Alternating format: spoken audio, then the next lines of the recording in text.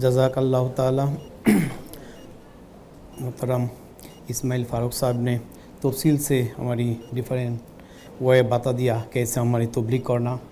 हम उस ज़माना गुज़र रहा हूँ जिस ज़माना का वरिया में कुरान मजीद में आया, वल्लज़ी अरसल रसूलहु बिल हुदा व दीनिल हक़्क़ि लियुज़हिरहु अला दीनि कुल्लिही। इस ज़माना में जितना सोशल मीडिया है, मास मीडिया है, प्रिंट मीडिया है और जो इलेक्ट्रॉनिक मीडिया है, सारे कुछ इन्वेंशन हुआ इस ज़माना में जो इस्लाम को फैलने के लिए। मैं नौजवानों को दरख्वास्त करता हूँ, आप लोग सोशल मीडिया बहुत इस्तेमाल करते हैं, इसको बुरा असर से बचने के लिए ये सारे मीडिया आप लोग तबलीग के लिए इस्तेमाल करें। ये नीदरलैंड ज़बान में एक स्पीच होगा जिसका मज़मून है आ हज़रत सल्लल्लाहु अलैहि वसल्लम बतौर मोहसिन इंसानियत। तकरीर करेंगे मोहतरम मुकर्रम अब्दुल समाद साहब। Now a speech in Dutch. The Holy Prophet sallallahu alaihi wasallam as a mercy of mankind by Abdul Samad Sahib.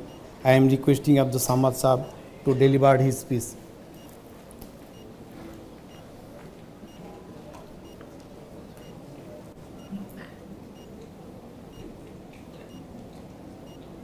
Assalamu alaikum wa rahmatullahi wa barakatuh. Wa alaikum assalam.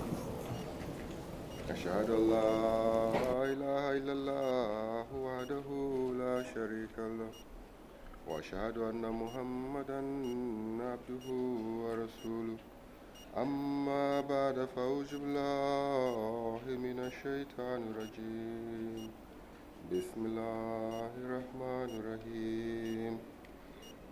Geachte voorzitter en beste luisteraars.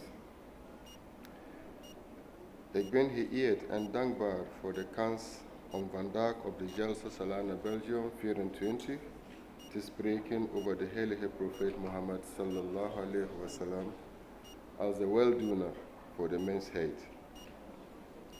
Zijn leven was een onevenaar voorbeeld voor moed, compassie, rechtvaardigheid. En dat blijft inspireren aan de lijden van toen, van vandaag en van morgen. Mijn oprecht dank gaat uit de Amir Jamaat Belgium voor de mogelijkheid voor deze gelegenheid. Ook wil ik u, beste luisteraars, hartelijk begroeten en bedanken voor uw aanwezigheid hier. Laten we samen reflecteren op de talloze erfenis van de heilige profeet Mohammed sallallahu alaihi wasallam en de lessen dat we kan uittrekken van zijn levenwijze. Een citaat van de heilige Koran die zei: een vriendelijke woord en vergiffenis schenken is beter dan liefdadigheid gevolgd door krenken. En Allah is zichzelf genoeg en verdraagzaam. De heilige profeet Mohammed sallallahu alaihi wasallam is een zegen voor heel de mensheid en de uitmuntende schepping van Allah. Geboren op de heilige plek van Mekka in een nobele familie en een stam. Als vanaf zijn jeugd was hij een voorbeeld van vertrouwen, geloof, oprechtheid, loyaliteit, gehoorzaamheid, zuiverheid, intelligentie en nederigheid. Ondanks de sociale en de economische en morele verval van Mekka en de hele Arabië destijds. Eigenlijk is het beter te zeggen dat de heilige profeet Mohammed sallallahu alaihi wasallam het enige volmaakte voorbeeld is van heel en een perfecte mens. Zijn oprechtheid en waarheid bracht hem de titel Al-Amin, de betrouwbare.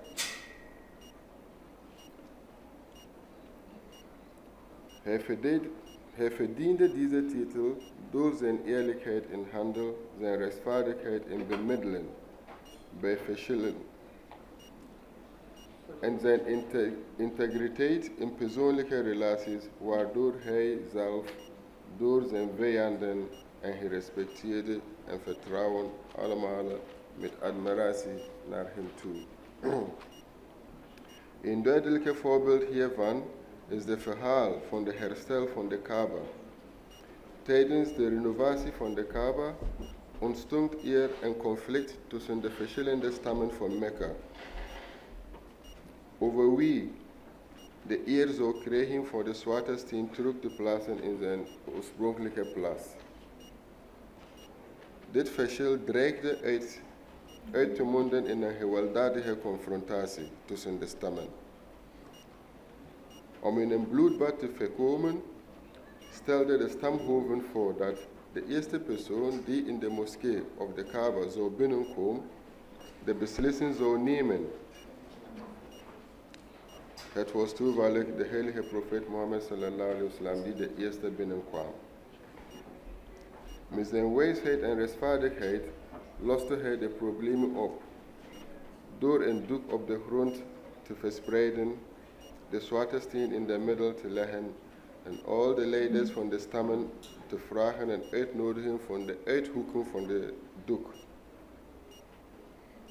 te houden en op te tillen naar boven. Vervolgens plaatst hij zelf de stenen in zijn oorspronkelijke plaats. In die simpele manier heb hem een bloedbad vermijd tussen de verschillende stammen. Dit incident toont niet alleen zijn intelligentie en diplomatieke vaardigheden, maar ook waarom dat hij de titel Al-Amin verdiende. Zijn rol als een bemiddelaar en vredestichter in dit en vele andere verschillen zorgde ervoor dat de harten van de mensen woont en hem inspireert om een betere, rechtvaardige samenleving te vormen. En dit alleen gebeurde nog voordat Allah hem als een profeet gekozen en oproept. Terwijl hij opgroeide, begon Mohammed sallallahu alaihi wasallam zich steeds meer te distancieren van de barbarische cultuur en de morele corruptie van de Mekkaanse samenleving te stoen. Hij voelde een diepe afkeer van de afgoddernij. Dat is, ze hebben veel goden en ze baden naar veel verschillende goden en hij heeft een diepe afkeer voor dat. Het onrecht en sociaal ongelijkheid die rond Mekka heen gebeurt. Dit innerlijke conflict leidde hem naar een zoektocht naar de ware God en de betekenisvolle voorleving. Hij begon tijd door te brengen in meditatie en afzondering. Wak van de drukke immoraliteit van de stad, steeds vaker trok hem zich terug in de gros Hira, gelegen in de bergen rond Mekka. Daar bracht hem dagenlang door in bezinnen en gebed, zoeken naar de antwoord en de verlichting. Het was in deze periode van intens spirituele zoektocht en contemplatie dat hij uiteindelijk een goddelijke openbaring ontving en dit zijn leven voorgoed zou veranderen en de mensheid voorgoed zou veranderen ook. De leer van de islam dat hij verkondigt was radicaal anders dan de heersende normen van de waarden van de Mekkaanse en Arabië destijds. Islam brak de boodschap van gelijkheid en rechtvaardigheid. En van de meest fundamentele concept van de islam was de idee dat er is maar één God en geen andere. Terwijl de mensen in Mekka polytheïstisch zijn en polytheïstisch waren en duizenden goden aanbadden. De heilige profeet Mohammed sallallahu alaihi wasallam preekte dat er slechts één God was, Allah, en iedereen gelijk was in zijn ogen. Dit eenvoudig maar krachtige idee stond haaks tegenover de religieuze normen en praktijk van de tijd. Daarnaast zette islam zich in voor de afschaffing van slavernij en de bevordering van de gelijkheid tussen mensen, ongeacht hun ras, status, rijkdom, educatie enzovoort. Deze revolutionaire ideeën veroorzaakten veel weerstand en haat tegenover de heilige profeet Mohammed sallallahu alaihi wasallam.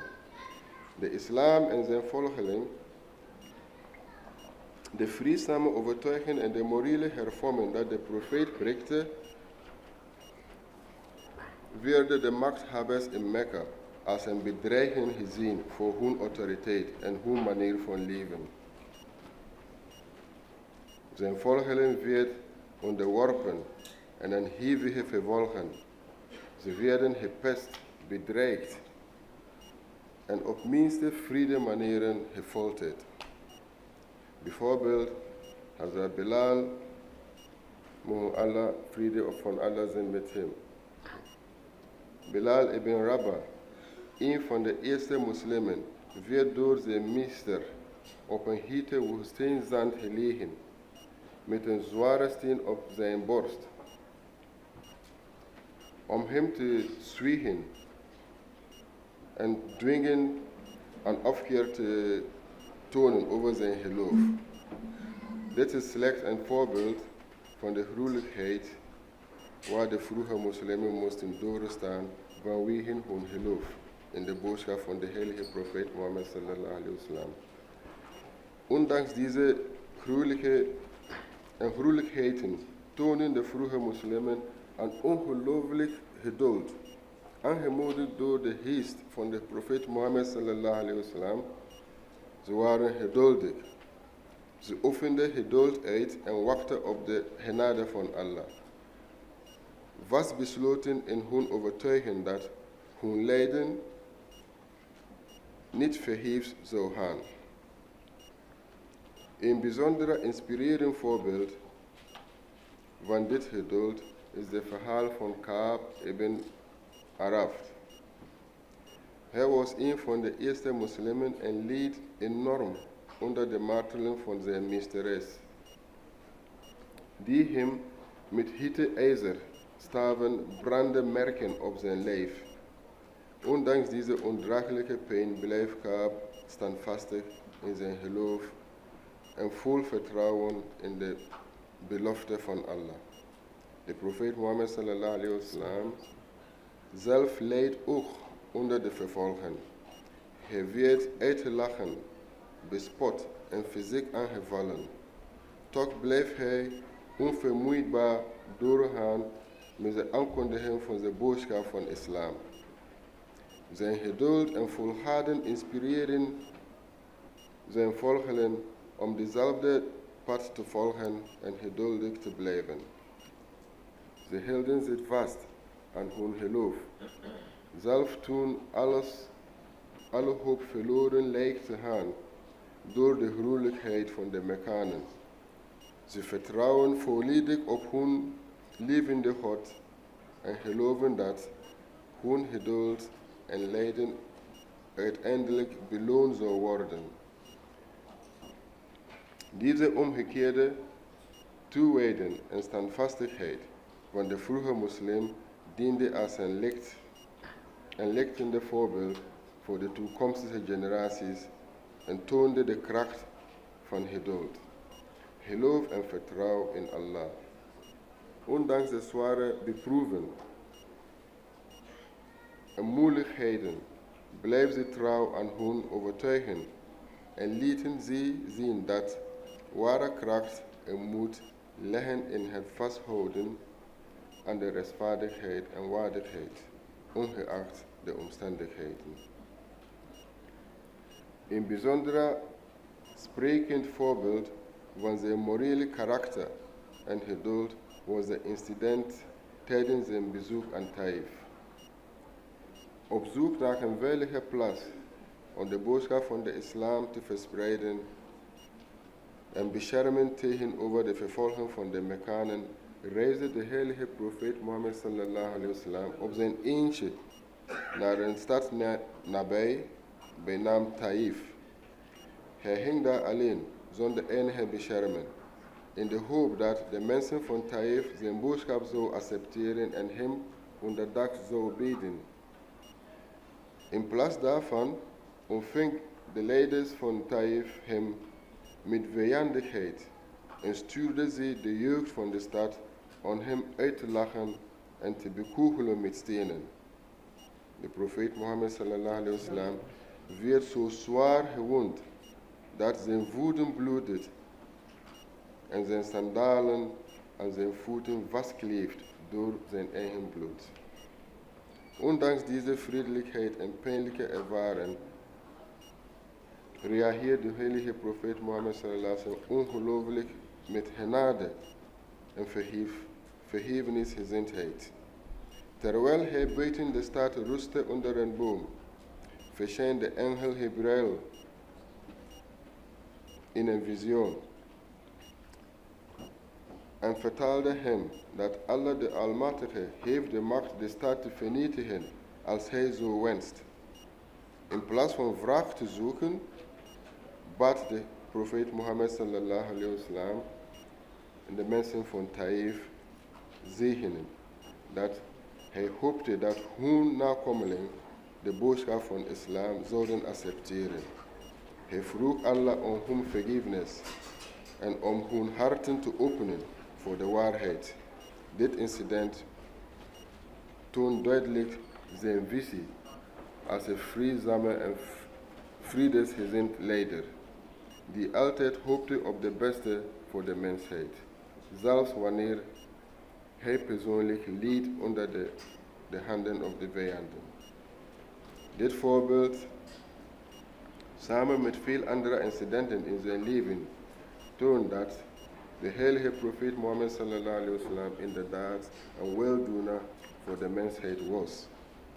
Zijn geduld, meedogen en onverzettelijke geloof in de genade van Allah inspireren tot dag op vandaag miljarden mensen over heel de wereld om te strijven naar rechtvaardigheid, vrede, meedogenheid in hun eigen leven. Na al de zware dagen in Mekka en de zoektocht naar plaats, ontvingen de heilige profeet Mohammed en zijn volgelingen uiteindelijk asiel in de nabije stad Medina. Dit markeert een keerpunt in de geschiedenis van islam. In Medina werden de andere kwaliteiten van de heilige profeet Mohammed als een stadman en een leider zichtbaar. Hij toonde van de uitdaging om een nieuwe gemeenschap te leiden en een regering op te richten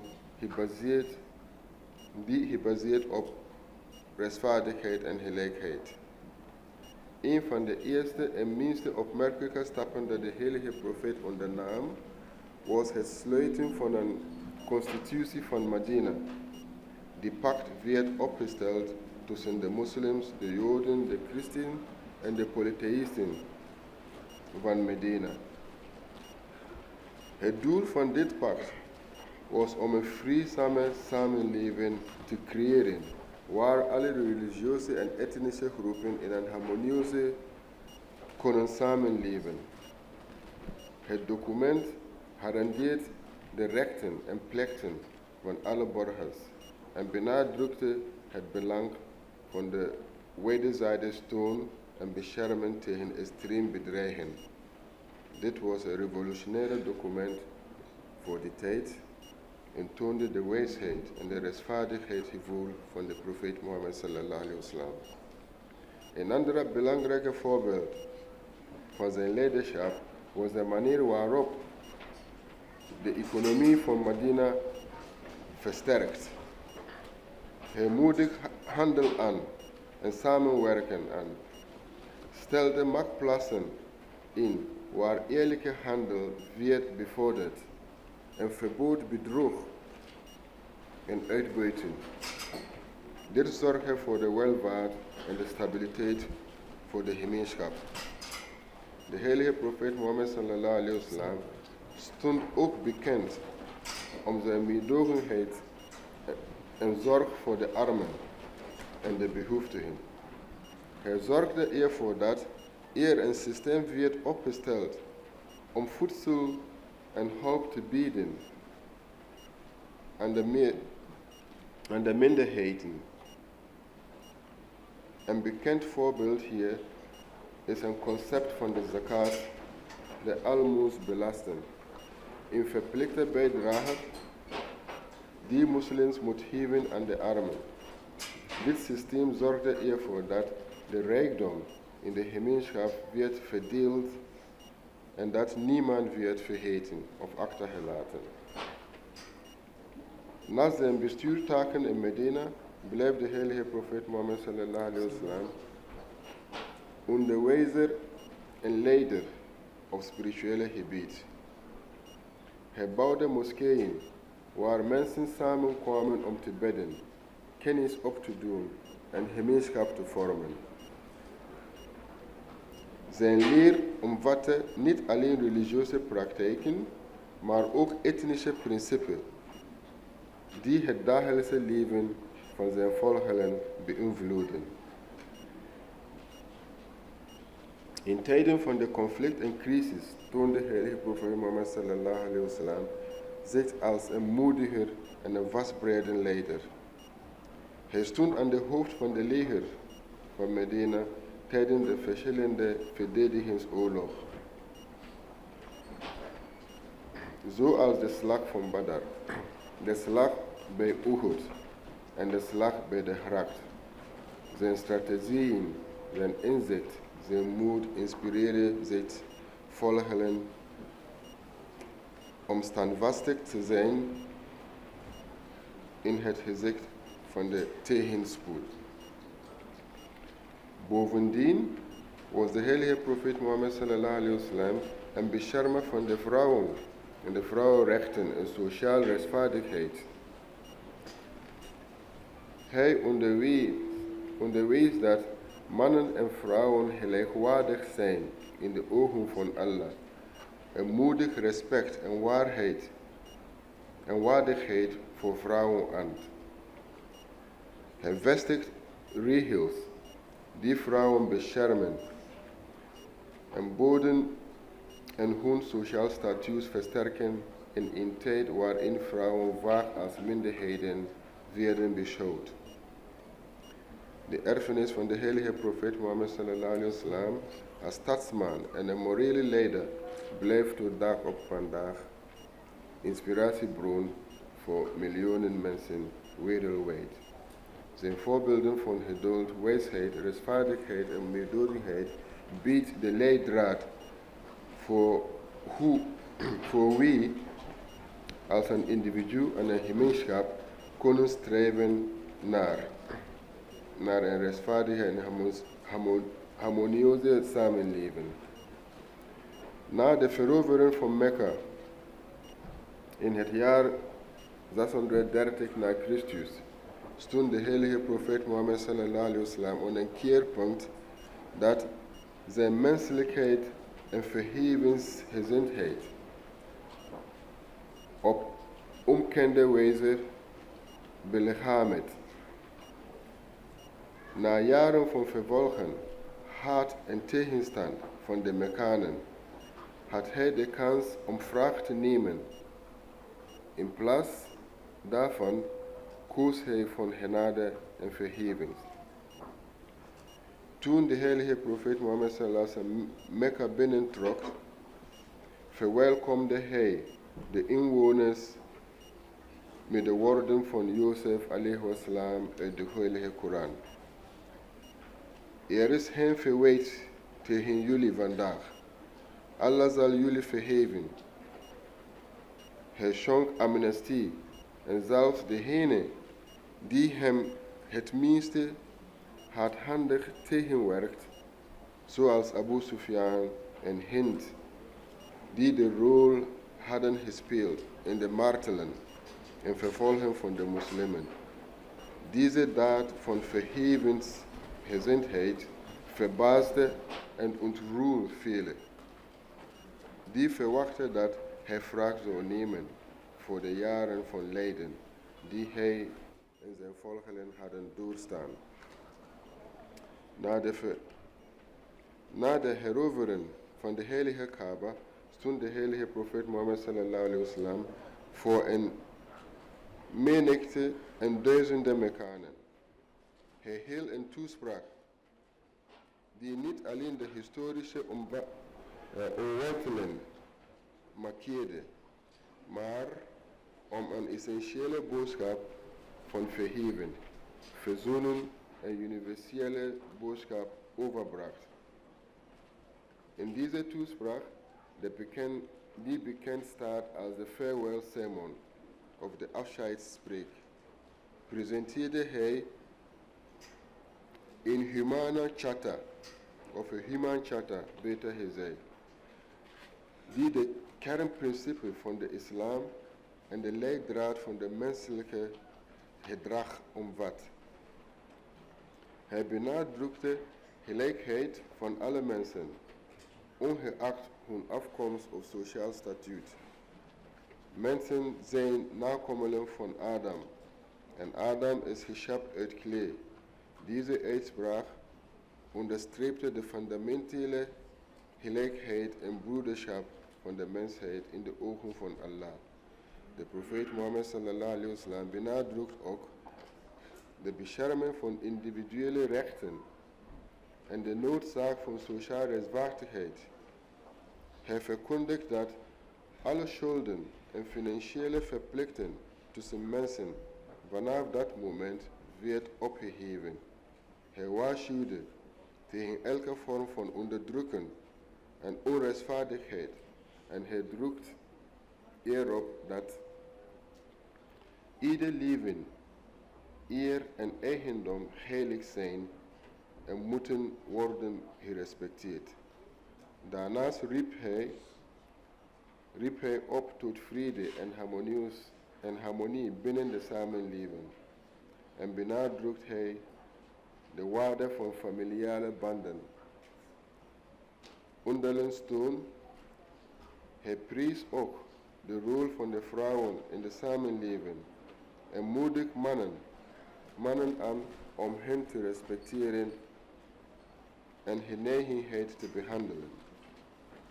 De farewell sermon was niet alleen het testament van zijn spirituele en morele erfenis, maar ook de praktische handelen voor de mensheid om te leven in harmonie, rechtvaardigheid en vrede.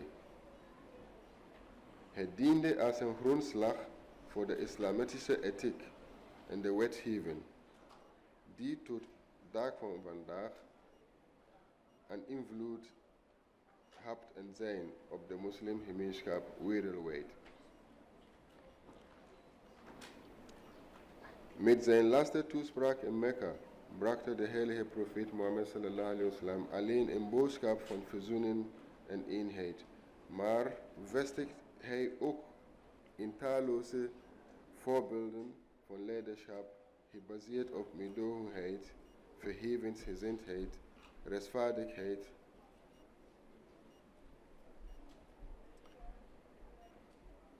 en zijn leer.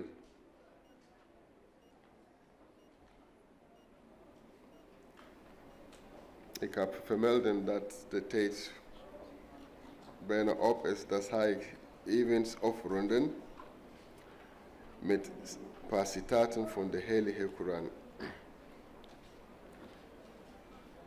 Dat zag, indien gij Allah lief hebt, volg mij, Allah zal u lief hebben en uw zonden vergeven. Allah is vergevensgezind. Dat is Heilige Koran, hoofdstuk 3, verses 30. Allah en zijn engelen zenden zegenen over de heilige profeet Mohammed sallallahu alaihi wasallam. O gij die gelooft, zend gezegen over hem en wens hem vrede met alle eerbied toe. En wij hebben u, Mohammed sallallahu alayhi wasallam, slechts als een genade voor de wereld gezonden. Dat is voor de tijd, we gaan dat hier afronden. Jazakallahu. Allahumma salli ala Muhammad wa ahli Muhammad.